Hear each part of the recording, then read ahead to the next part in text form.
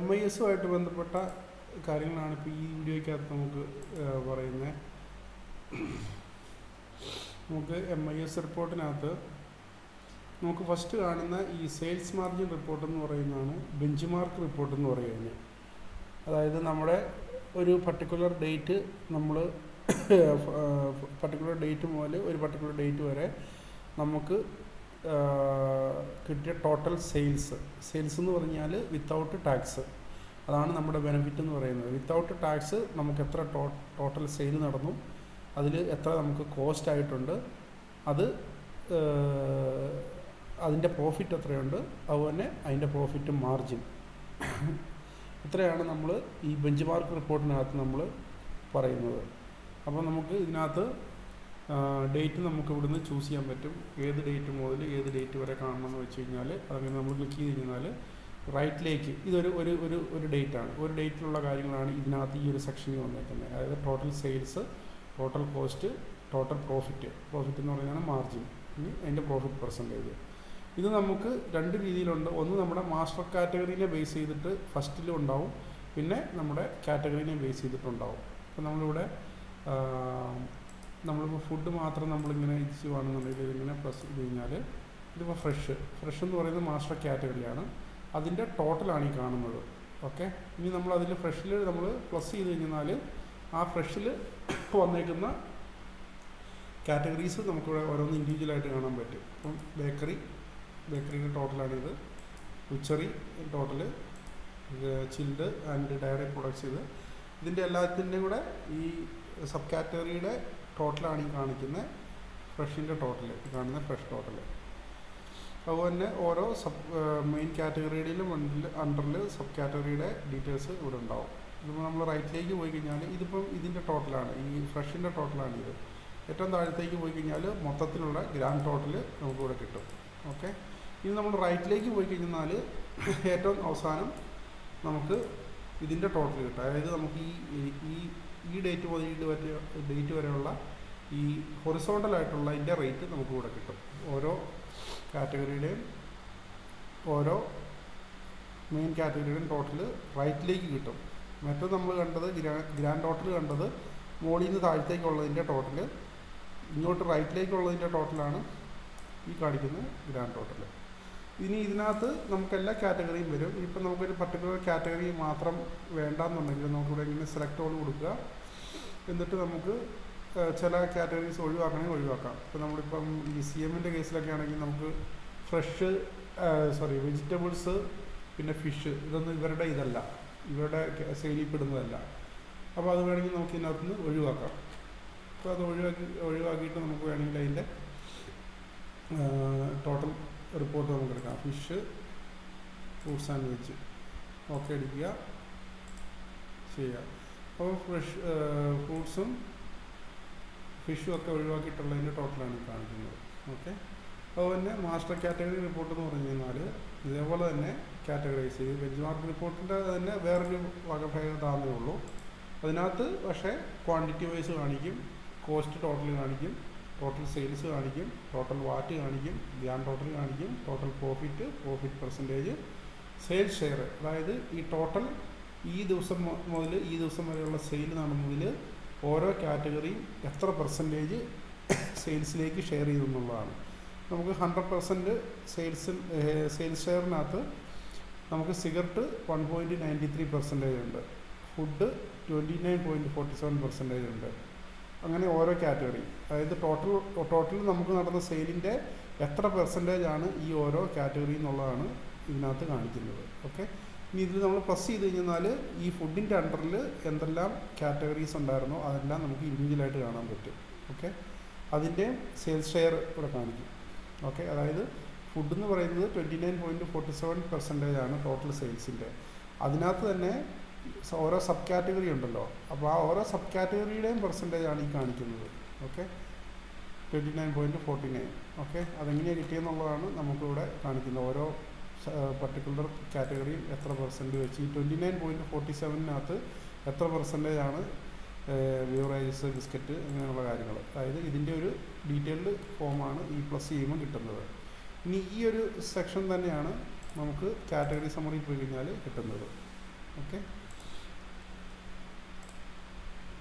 നമ്മൾ ചെയ്ത് കഴിഞ്ഞാൽ സെയിം ഇതിൻ്റെ പ്ലസ് ചെയ്യുമ്പോൾ കിട്ടുന്ന അതേ റിസൾട്ട് തന്നെയാണ് കിട്ടുന്നത്. ഇനി ഇതിന് പ്ലസ് ചെയ്ത് കഴിഞ്ഞാൽ ഈ ഫ്രോസൺ എന്ന് പറയുന്നത് എങ്ങനെയാണ് വന്നതെന്നുള്ളത് നമുക്കിവിടെ കിട്ടും. അതായത് ഡീറ്റെയിൽഡ് ആയിട്ടുള്ള റിപ്പോർട്ട് ഇവിടെ കിട്ടും. ഓക്കെ,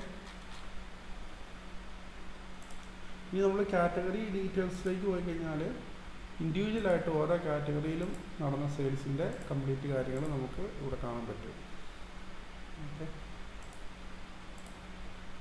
കാണാൻ പറ്റും. ഇനി അതിൽ പ്ലസ് ചെയ്ത് കഴിഞ്ഞാൽ ഓരോ ട്രാൻസാക്ഷൻ വൈസ് കാണാൻ പറ്റും.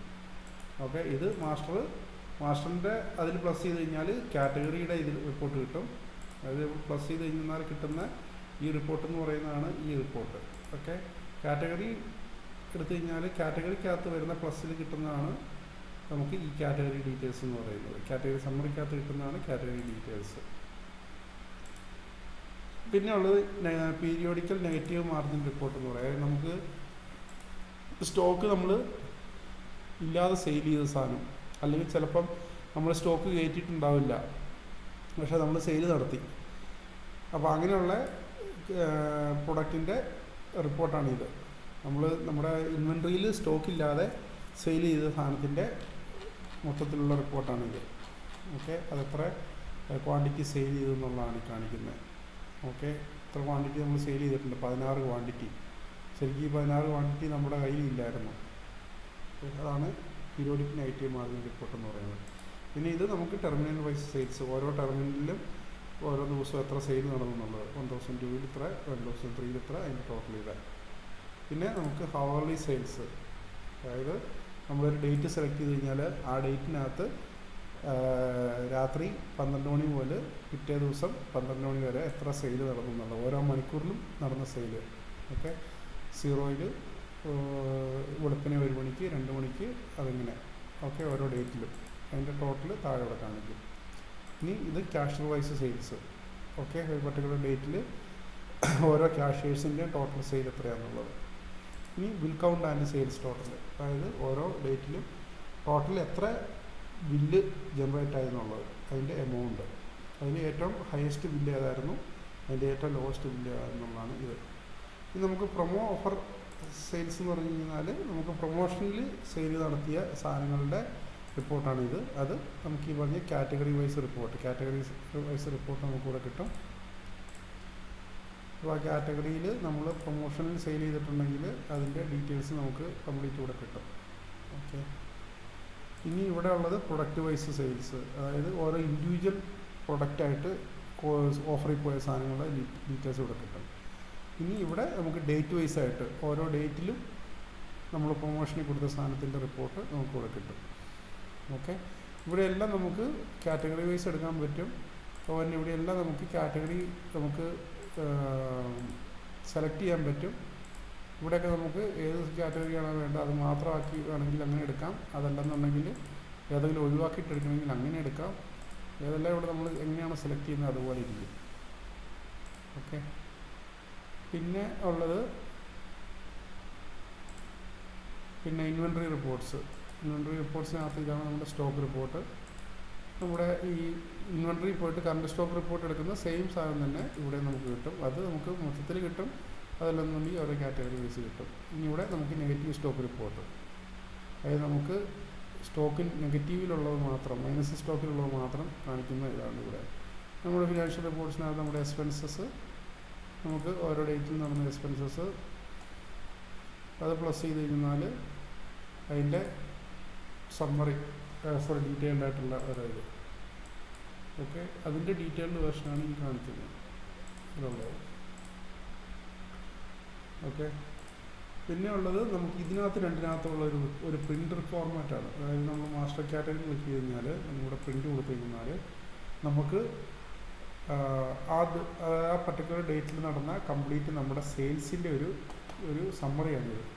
ഓക്കെ, ഫസ്റ്റ് ഇതിൽ കാണിക്കുന്ന ഓരോ ടെർമിനൽ വൈസ് നമുക്ക് എത്ര ക്യാഷ് കിട്ടിയിട്ടുണ്ട്, എത്ര ക്രെഡിറ്റ് കാർഡ് സെയിൽ നടന്നിട്ടുണ്ട്, നമ്മുടെ ക്രെഡിറ്റിൽ എത്ര പോയിട്ടുണ്ട്, ടോട്ടൽ നമ്മുടെ കളക്ഷൻ എത്രയാണെന്നുള്ളതാണ് ഇവിടെ കാണിക്കുന്നത്. ഓക്കെ, അത് തന്നെ ക്യാഷ് വൈസിലും കാണിക്കും.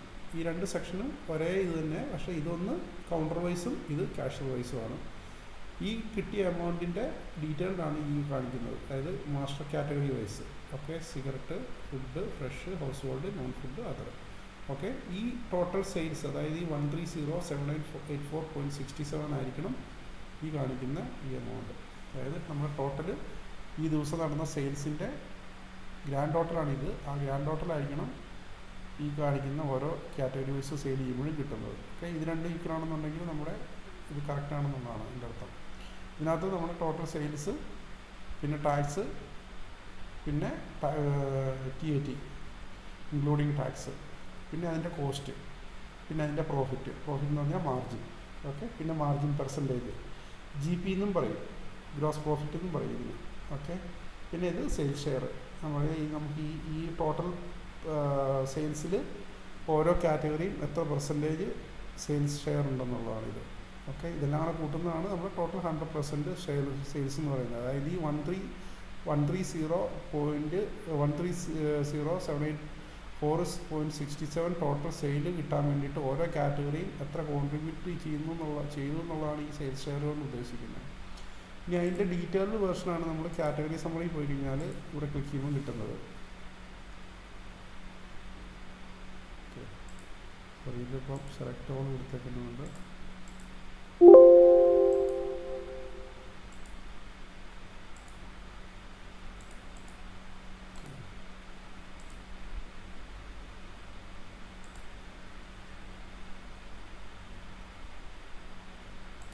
ഒരു പ്രശ്നമുണ്ട്.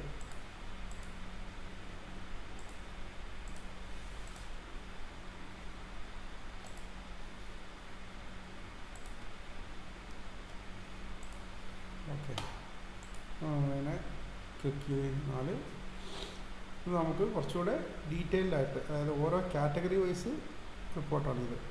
ഫ്രണ്ട് മുകളിൽ കാണിക്കുന്ന ഇത് സെയിം മറ്റേ നമ്മൾ മുമ്പ് എടുത്ത റിപ്പോർട്ടിന് സെയിം ഇത് തന്നെ, സമ്മറി തന്നെ.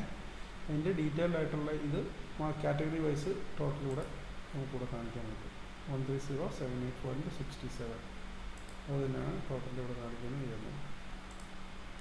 ഇതാണ് നമ്മുടെ MIS ബന്ധപ്പെട്ട കാര്യങ്ങൾ.